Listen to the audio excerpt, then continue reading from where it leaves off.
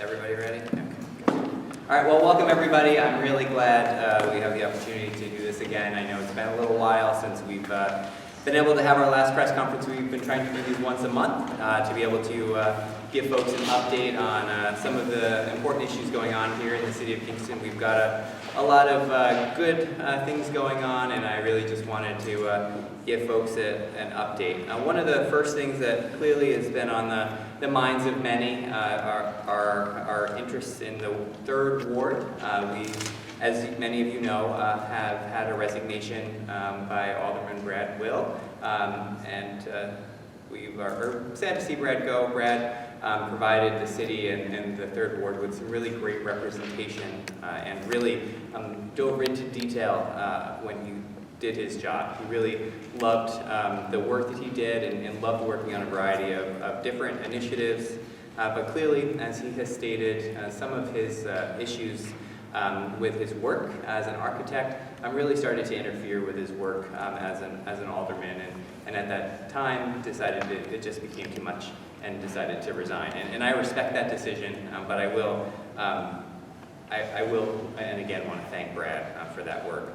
And during that process, I was able to put out a call to some the residents of the 3rd Ward to ask if anyone was interested in becoming a representative of their neighborhood and to be able to help represent the city in some really important matters that are coming up. And so it's my duty, based on the charter, to take, I think, a really hard look at some really great individuals, and I had 12 applicants, which I thought was really wonderful. We had some really great people that were interested in stepping up and being that person for their ward. And so with that said, we've interviewed with a variety of individuals. I had some great conversations. I really am heartened by the amount of people that really care about their ward. But with all that said, I was able to meet with Rennie Scott-Childress, 3rd Ward resident, and decided that Rennie was the person to best represent the 3rd Ward. Rennie, if you just want to stand and just so folks can see who you are. Rennie comes to us from the SUNY New Paltz. He is a professor of history at SUNY New Paltz and is well known at SUNY New Paltz for his efforts to teach history to a variety of different levels of college students, but has also worked to really make SUNY New Paltz a great institution. Locally here in Kingston, Rennie has worked for the last 4 years on the city's comprehensive planning committee as one of its representatives on the steering committee, and has really gotten to know city government and really has gotten to listen to the residents of the city and where it's going for the next 4 years. One of the things that's on my agenda today to talk about is our comprehensive plan, because I'm really excited to be able to have signed into law the comprehensive plan, and really excited to be able to know that Rennie shares my vision, and I think shares all of the city's vision for what the city has in store over the next 10 years. And I think Rennie's going to do a really great job representing his fellow neighbors in the 3rd Ward. And so I want to congratulate him and welcome him to his appointment. His appointment will be effective tomorrow. He'll be coming in to sign his oath of office and kind of get acquainted with the duties of the Common Council. And as I stated, this will become, they'll have to jump right in because there's a lot of great work that has to be done. And I know that some members of the council are here today. Alderman Doug Coop, Alderman Lynn Eckert is here still, Deb Brown, and Marianne Mills. They are going to be joining you, and I think it's going to be great for the city to be able to have our council back to 9 again. So again, thank you, and thank you for coming, Rennie. I wanted to spend a few moments just talking about communication. So as many of you have seen and heard over the last few weeks, we had the opportunity to hire our Director of Communications and Community Engagement, Megan Weiss-Rowe. Megan's here today.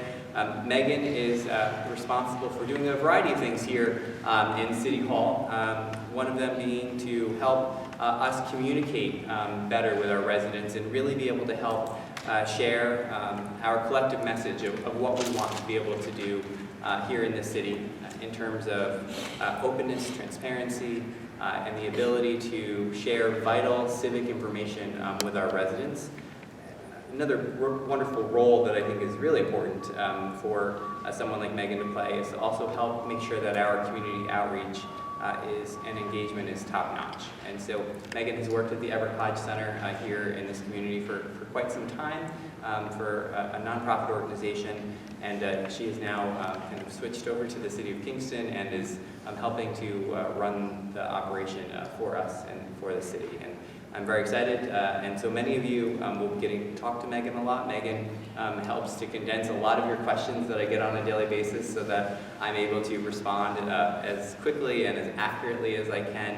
We really strive to have as much communication as possible. However, there's a city to run, and I really appreciate the work that she does and is going to be doing as we move forward.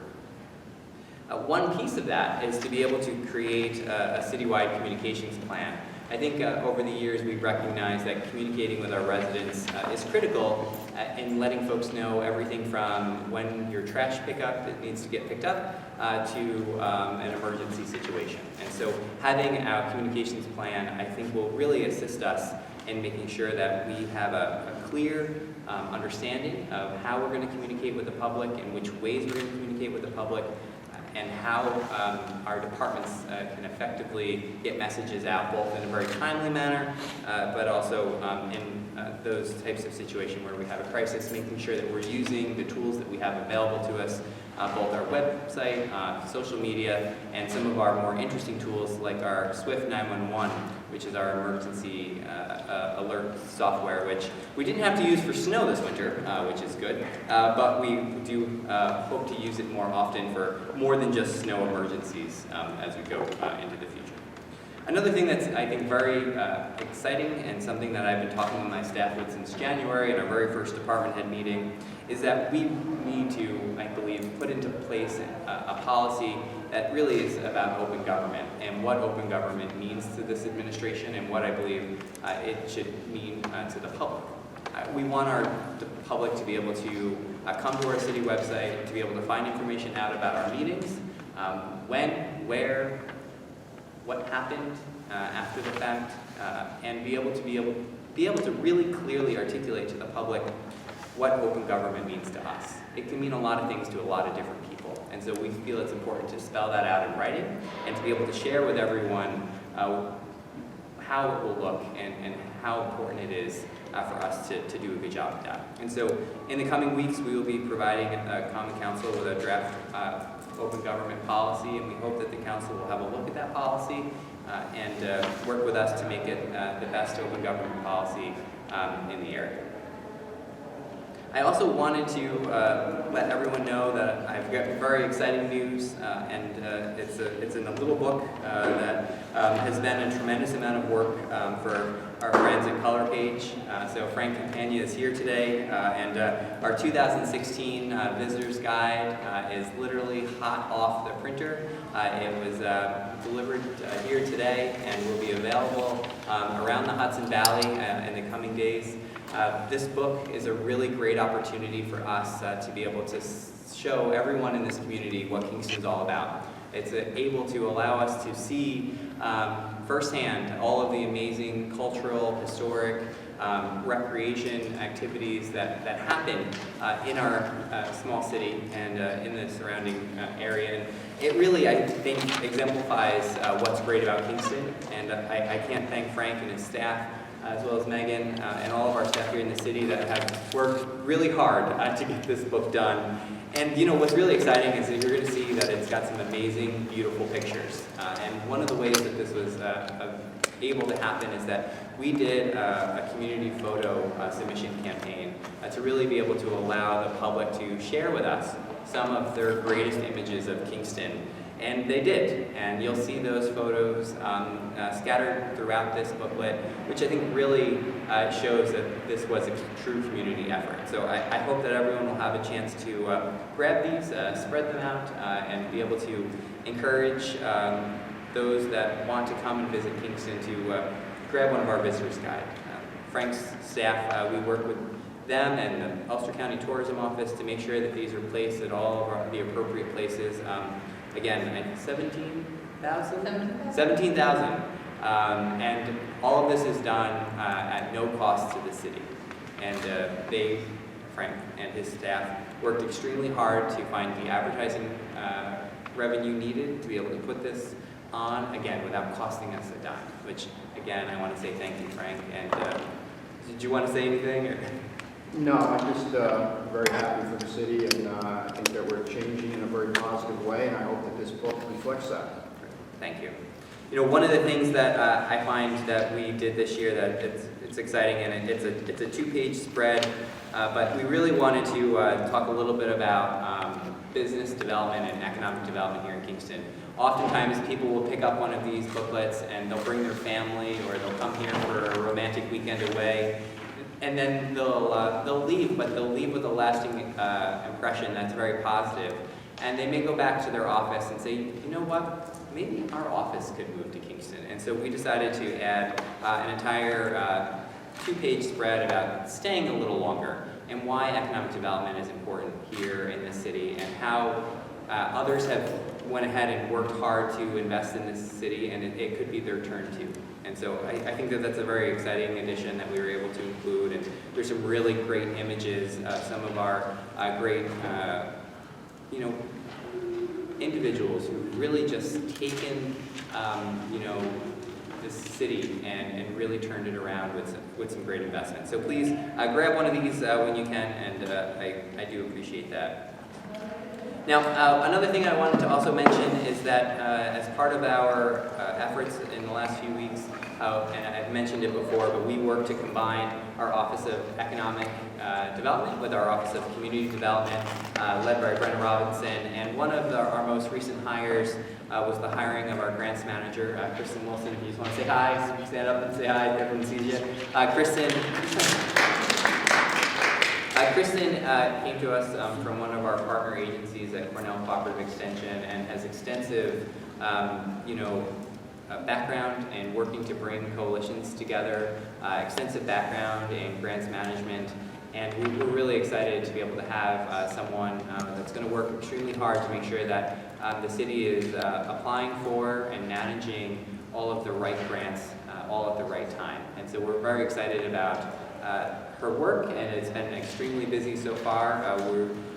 We've got a lot of grants that we've been managing, and we've got a lot of grants that we're going to be writing for in the coming days, because we've got a really great team. And so Kristen and Brenna are working together, and they're working really hard. And so I just wanted to say thank you. And one of the pieces of our larger overall grants management that has been ongoing, and I just wanted to touch base on, is our community development block grant process. And so our community development block grant process has really done well so far this year. They've had a variety of public forums. We did excellent outreach. We went out to our community centers. We received 27 applications, which was a really good number. And now it's my turn to look at all of the recommendations of the Community Development Advisory Board, as well as the Common Council's committee. They will all be reviewing my recommendations in the coming days. And so I look forward to forwarding my recommendations to them for their meeting next week, so that they have an opportunity to make their decisions in May or later this month, and then at the May Common Council meeting, so that we will be able to get started in dispersing this much needed fund to our nonprofits and to community infrastructure projects around the city. So kudos to the office for doing such a great job, and I'm really excited to be able to have this process completed, and our goal is to start this process much earlier and be able to roll out next year's community development process actually later this year, so that we'll have even a larger jump on it than in the past.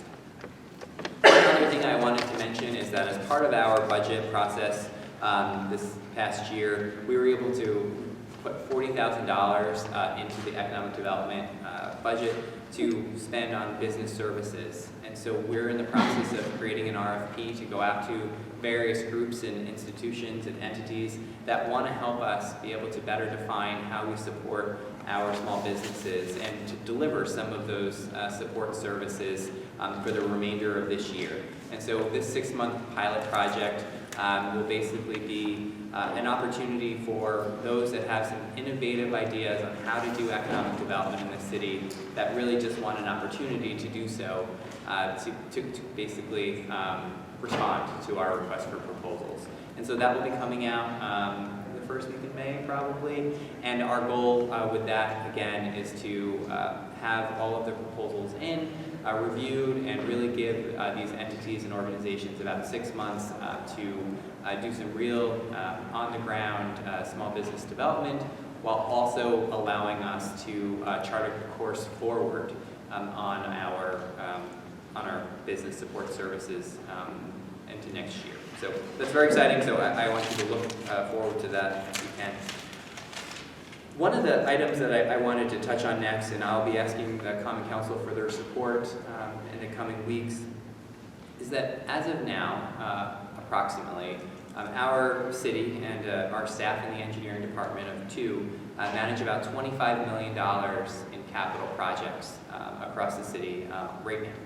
$25 million is a large amount of money, and you know, for a department of 2, it's an amazing amount of work. And because of the amount of contracts that we are entering into, and the amount of you know, expertise that's needed to look at those contracts, and the amount of you know, cooperation that we have with the Common Council and sharing information, we feel it's really necessary to add some capacity to that department and to help support that department so that we can continue to move these projects forward and continue to work with the Common Council to deliver the information that the Finance Committee and others request. And so with that, I'm going to be asking for $25,000 in funding to be able to hire a part-time capital projects manager for the city. This part-time position will help support our engineering department, and again, will really deliver the information that I think is necessary and really be able to help us manage these very complex, comprehensive grant programs, as well as our capital bonding, which again is in the millions. And we want to just make sure that we're doing the best job we can to look after our taxpayer dollars. And I look forward to working with Alderman Doug Coop, who's also the chair of the Finance Committee, and making sure that this concept and this information that we want to be able to share as easily as possible when these big projects come up. We believe that this is the best way to do that, and we're very excited about this, and I'll be, again, making our formal pitch via communication in the coming days. Moving on, there's some exciting upcoming events that I just wanted everyone to make sure that they have in their calendar. We have a few that our Parks and Recreation Department and the city have been really invested in over the last couple of years, and that I have a very large love for, and I hope you all will join us. So we're having our annual Love Your Park community bike ride on April 30th at 9 a.m.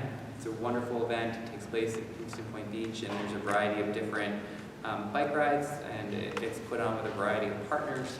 And so I hope that you will put that in your calendars, as well as our Earth Fair and Expo, Saturday, April 23rd. That's coming up even sooner. That's this upcoming Saturday. Friday is Earth Day, and so in commemoration of the city's Earth Day project, we really wanted to have a very successful Expo this year. And again, we moved it from a Friday to a Saturday this year in hopes of attracting even more people. And so that's going to be from 10 a.m. to 3 p.m. At Forsyth Park, right in front of the Nature Center. And one other community-wide event that we help with is the Kingston Clean Sweep. That's going to be taking place on May 7th from 9 a.m. to noon. This is a co-sponsored event with the Friends of Historic Kingston, who have done a really great job of bringing this event to the community and work extremely hard bringing together hundreds of volunteers to help clean up our city, every street, every neighborhood, and really trying to inspire the public to clean up in front of their houses or join one of our teams to help clean up the Broadway corridor, because we really do have a great city, and we really want to get it ready for spring. And with everyone's help and with everyone pitching in just a little bit, we really can make a big difference in just one couple of hour block.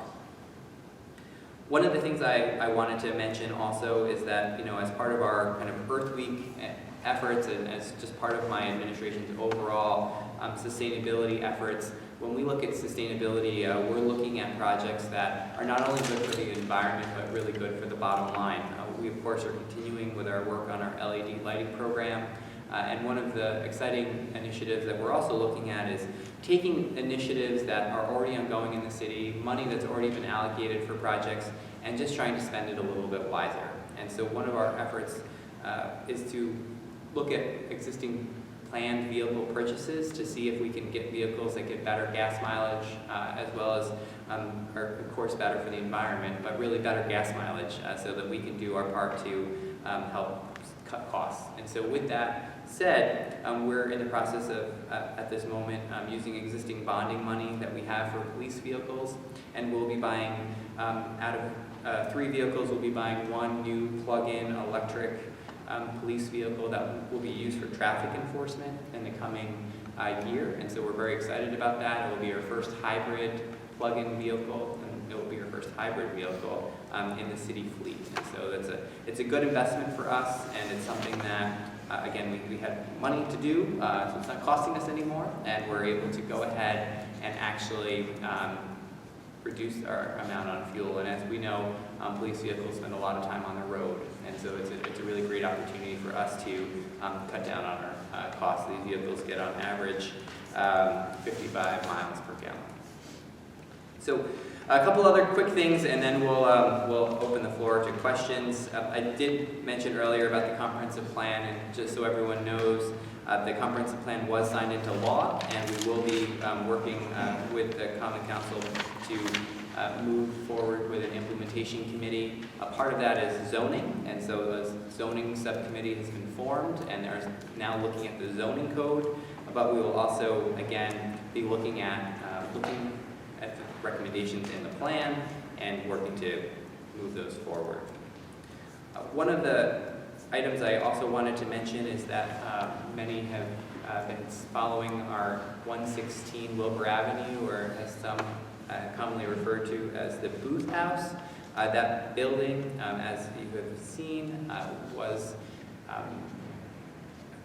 authorized to transfer that property from the current owners to the City of Kingston, and then from the City of Kingston to an organization called Kingston Preservation Incorporated. That was passed a few weeks ago and signed into law a few weeks ago, I guess, as well. And that has allowed us to move forward on a closing date. And so I believe the date is going to be the last week in April, April 24th or 25th.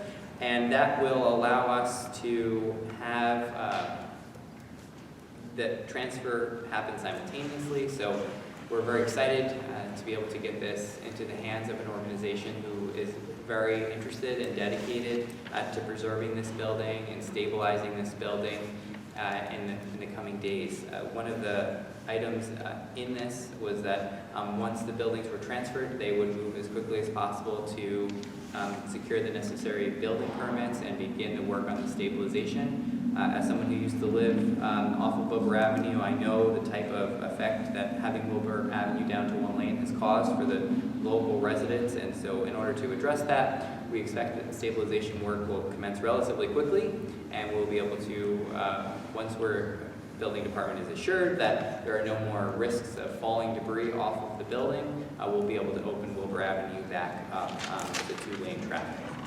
So that's exciting, but I am very excited, and again, can't say enough wonderful things about the individuals who have come together to pledge their private funds and their private,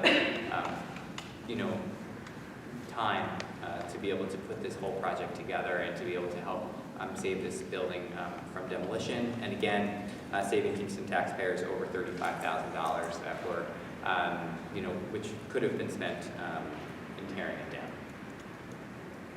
One of the things I wanted to mention is that, as you have seen, the Ethics Board met on Saturday morning for a meeting to discuss complaints that they had received, one in December and one in November. One in December and one in January regarding Alderman Brad Will. I will have, for anyone that's interested, copies of the decision from Chair Jean Jacobs to hand out if anyone would like to see that decision. It was made available to me today, by the chairwoman. I can give you the general concept of what the board voted on and agreed to, but generally they recognize that, and they had former Alderman Brad Will come on Saturday to meet with their board. They proceeded to meet with him and the complaints as was reported in the local media. Upon reading these recommendations that were sent to me, the board decided at their meeting to be able to move to have the former alderman removed from his position or pay a year's fine equivalent to his salary. Being that he had already resigned his position almost a week before, they moved to close the case, and we're happy that he had taken those necessary steps beforehand. They then heard a waiver request from him indicating that he would prefer and would like to have the ability to come before the Kingston Planning Board or the Zoning Board or any of our boards for private practice as a private architect with existing clients that he may have in the city or new clients that he may get that want to bring work in front of the city. They issued that waiver, and I signed that into effect today as well, and so a copy of that waiver will be available. This waiver does not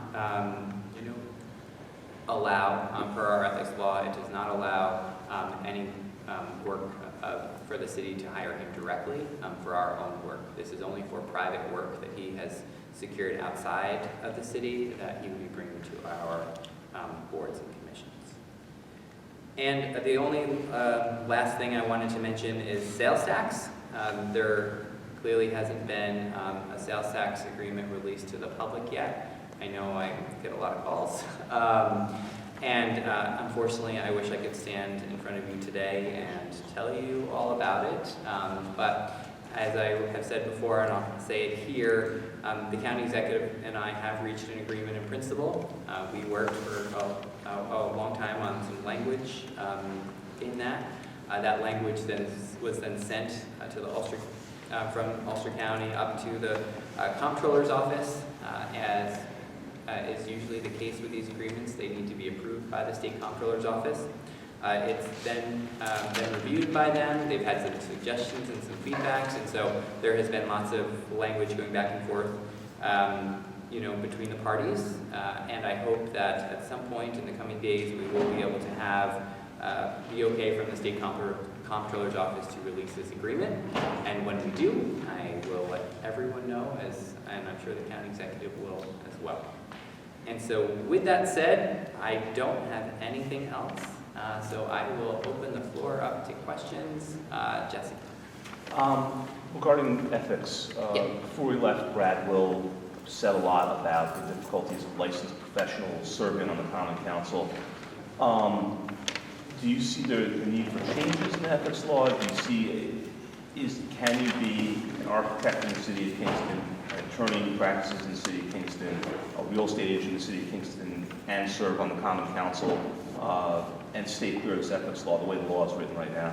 Sure. I mean, I do think that the Common Council is looking at reviewing the ethics law. I believe that there are recommendations that have been made back in October by the Ethics Commission themselves of ideas on what they want changed. And I believe that there are items in the law that the council really should look at, whether it's the disclosure law, how we open up the envelopes or how we don't open up the envelopes, how members get appointed, where they get appointed from, and how many are on the commission. I think that there are some really good ideas to look at it. Our ethics law is designed, like many others, to protect both the individual and our city from ethical breaches.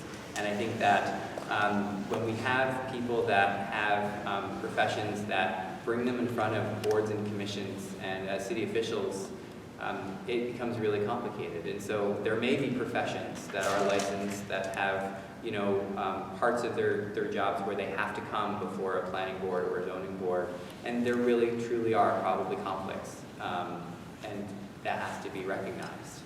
But there are others that, may not necessarily be, a conflict.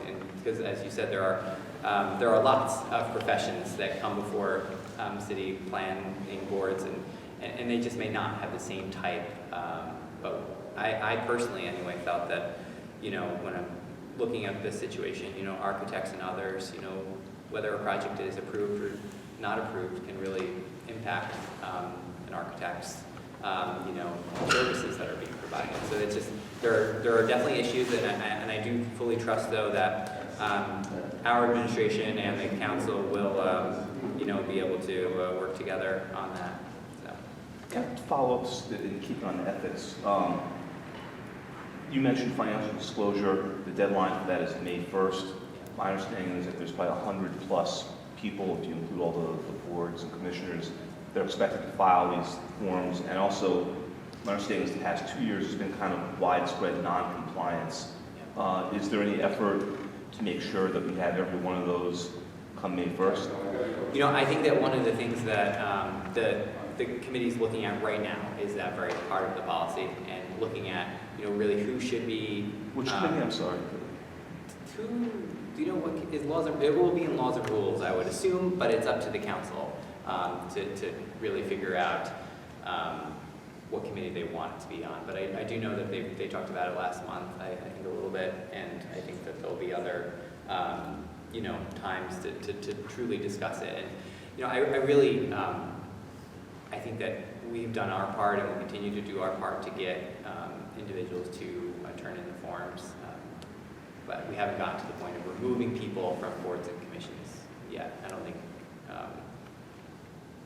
So those were promulgated. I mean, they went out. Everyone who's supposed to have one has one, and has been told to give it back to us by May 1. Yeah, I'd have to check with Carly. Carly's the record keeper on that. I'm not sure. I know it might turn mine, but I don't know about others.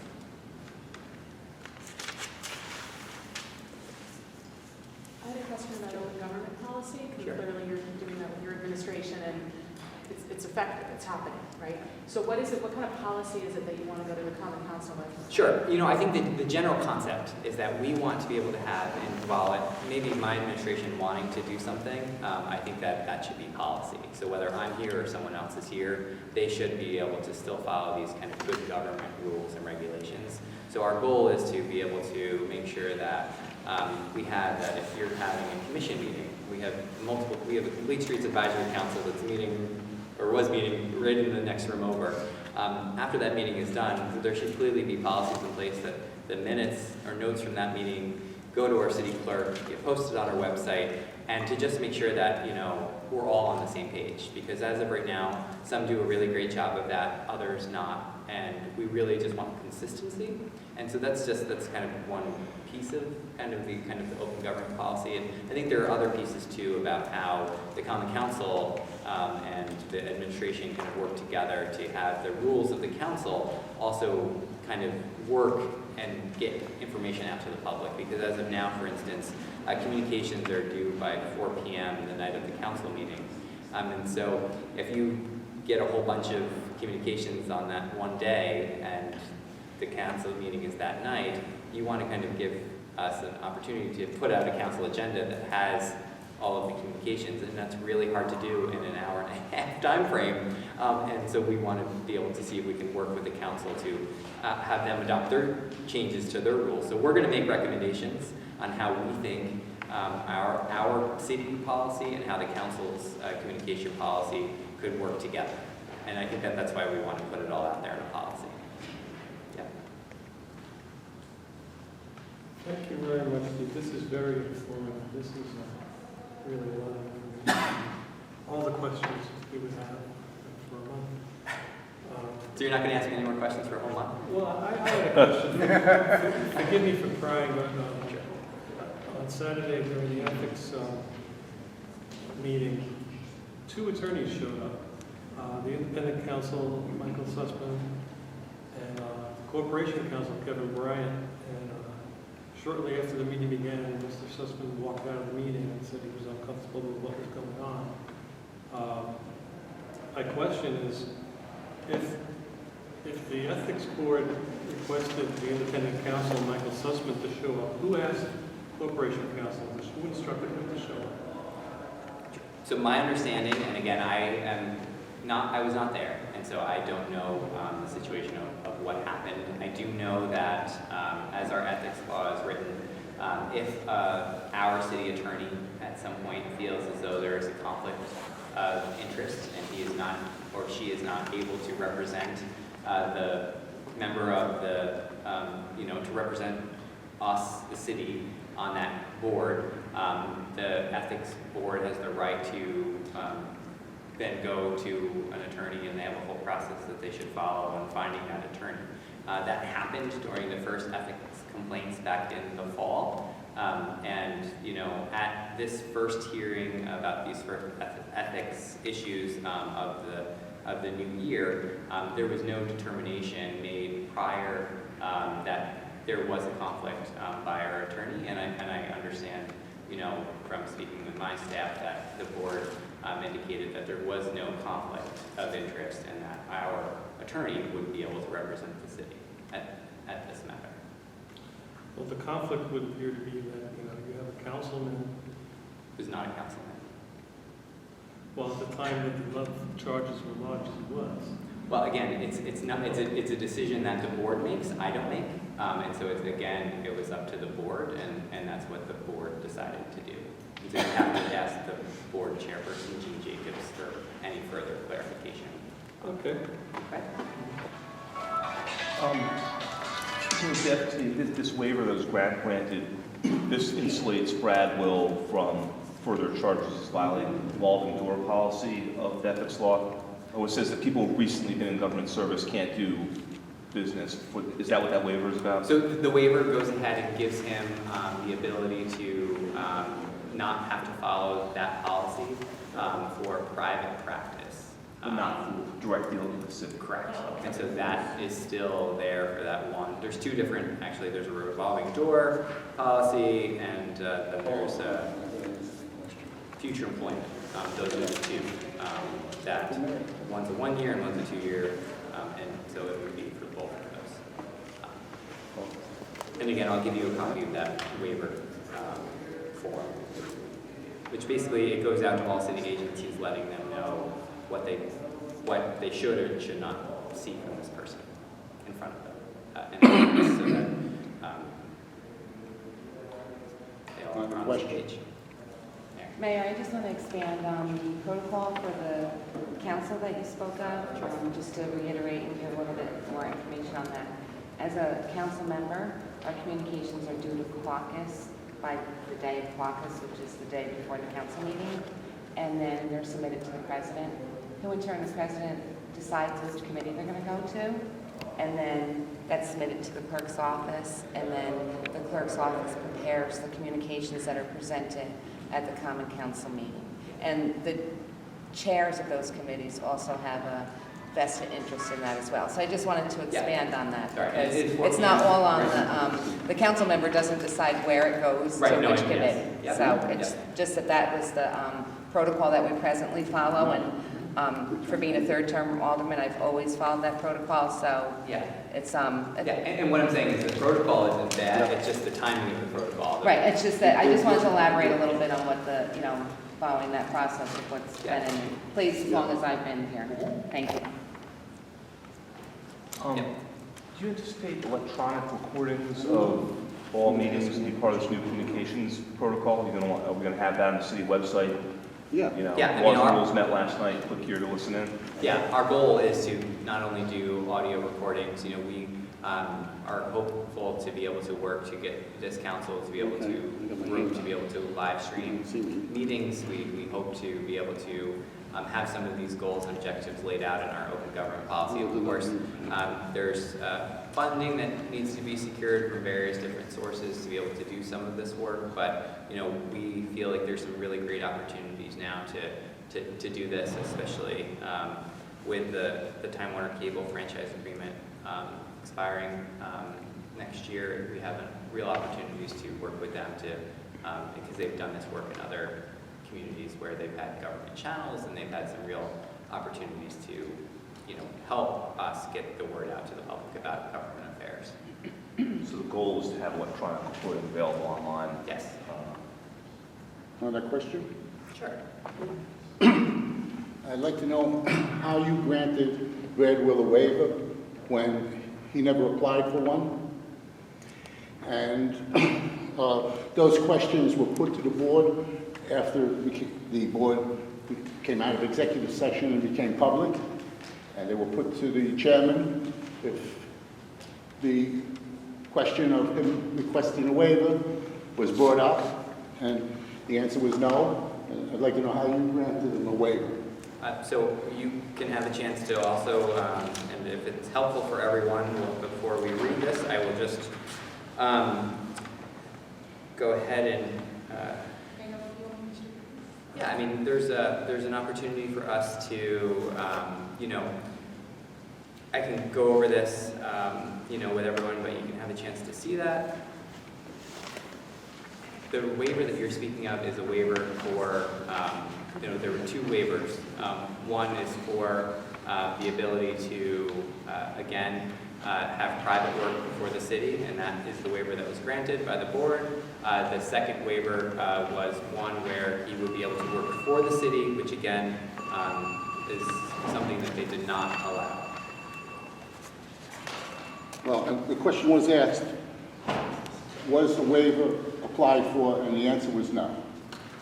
I don't know So, when it was requested for the waiver, and it should have been a meeting, and we should have known about it. If you could, just, I don't know whether you were there. I was there. Well, you were asked to I leave. posed that question. Yes, Was but the they- question Either way, brought so up? I'll let my corporation counsel explain because he actually was there. I had my issues with corporate counsel being there at all, All right, because you asked a they're- question, let me just let him answer, okay?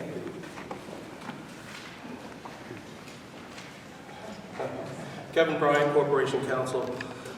The answer to your question is that it was previously requested of the board. So they knew going into the session that in fact it had been requested. And so that was part of the decisions, that was one of the decisions they made. I hear you say it was requested, and I hear the chairman say it wasn't requested. Second, the reason I objected for you even representing them is because you are appointed by the mayor, you represent the mayor. It's the reason the council adopted and put in provisions in the budget so they could hire their own lawyer counsel for their opinion, because your opinion was tainted for the mayor or the executive branch of government. So that's why they put into the budget they could hire their own lawyer. That's why in the ethics law there is provisions for the ethics chairman to engage their lawyer. And you saying, oh, he's not a representative, an employee of the city now, but all this occurred under city business, and it was city business, all of it. So therefore, I believe, and it's not over, you had a conflict of interest representing the board. I appreciate your position. Thank you. The ethics law authorizes Corporation Counsel to advise the board. At one point in time, Mr. Will was an alderman, and that would have been more of a conflict. He has since retired, resigned, and as such, I am able to advise and feel very comfortable advising on the ethics law, as well as any procedural questions that the board may have. Again, this was previously requested in writing, and everything was done consistent with the ethics law. Thank you. Yes. I had two kind of related questions, and maybe the Corporation Counsel can answer one of them. They involve the shooting range. It's going to be a Laws and Rules Committee meeting tonight. First question is, is the opinion of the city that that 1984 law banning discharge of firearms in city limits is applicable to this situation? We have a shooting range. And the second part of it is, would you support changing that law if necessary in order to allow that to go forward? I mean, I'll state again that we as a city do believe that the 1978 law does prohibit the firing of firearms within the city. I think it's very straightforward. There's only 2 exceptions, and I don't believe that the shooting range falls into that, either of the 2 exceptions. I do believe that the Common Council and Lynn Eckert, who is the new chair of the Laws and Rules Committee, is going to be talking about the proposal this evening, and we'll be having a full public dialogue in this room tonight. And so I encourage folks to have that opportunity. You know, as someone that represents many stakeholders in the city, it's a really great opportunity for folks to come out and voice their opinions. And I think based on the opinions and voices of the people that are heard and are discussed with each of the aldermen, they'll be able to come up with the very best plan to help our city. And I really have full confidence in the council and what they come up with, and we'll have to see how it turns out. And at that point, I'll be able to then make a decision on how to move forward. But I want to really give the public a true opportunity to voice their concerns and also voice their interest in having it, right? It goes both ways. What's your perspective regarding the gun range on the fact that a gun range was operated at that same site during the 90s for a number of years while that wall was already in place, and nobody said a peep about it for several years until they decided just to close that off? Well, my goal is to, and my police department's goal, and the goal of this administration is to enforce our laws. And so whether something was enforced or not wasn't enforced before, my goal is to enforce our laws that we have now and have had and continue to do that. It's important for me to do things right, not just to do them the way we used to do them. Okay, one more question. You thought you kept on, so that's good. I just wanted to know about the sales tax agreement. I know you can't go into any detail until it's done and it's clear. I get that. But the language back and forth, does that affect any of the numbers? There have been a lot of language going back and forth, and the comments from the state comptroller are very specific and they're very focused. They're focused on making sure that when they look at this agreement, they know who to send a check to, basically. And so they just want to make sure that the wording in the agreement is very clear and very enforceable and very, literally accountable. They just want to make sure that they can very quickly do the math and send the check to the right person. So the back and forth is between the comptroller, the city of Kingston, and Ulster County and the comptroller, not between the counties. Correct. Yeah. When is that expected to come out? We hope soon. We hope very, very soon. So, Like April, end of April, May? we really do hope that, for the county's legislative session in May, I think they've missed, it's tonight, so they've missed April. So May is now, I guess, the goal for the county, and for us, we will try to shoot for the Finance Committee meeting in May, and then pass it the first week in June, if not earlier. But that's the current time frame, and we have until June 30th. Okay. So that's the drop dead deadline. Okay, so you can't give out any specific numbers, right? Yeah, it's something that the county executive and I said that we wanted to do together, and we wanted to just make sure that it was an agreement that passed muster with the state, because we'd hate to release something that was then... To play a game of 20 questions, we had several conversations about this, and you said you weren't budgeting those numbers. Are you happy now with the agreement you made? I think that when you have a compromise, no one's probably, ever happy as, when you compromise, but you are at a place where you agree that it is really in the best interests of everyone. And it's a way to be able to recognize that there are some, real opportunities by working together and coming up with some solutions instead of just, looking at these problems and not being able to come up with a solution. So, our goal is, again, to still have public input, though. And so this will go in front of the Kingston Common Council. It will go in front of the Ulster County Legislature. And it is then up to them to have a look at it, agree to it, not agree to it. They have the opportunity to make suggestions. And, that's part of the process. And so there's still that entire public process that still gets to occur, and that's what I really pushed for in this, is that I really want there to be a public process, and that public process will still be able to happen. So, all right, if nothing else, everyone can go home. Thank you all very much. I really appreciate it.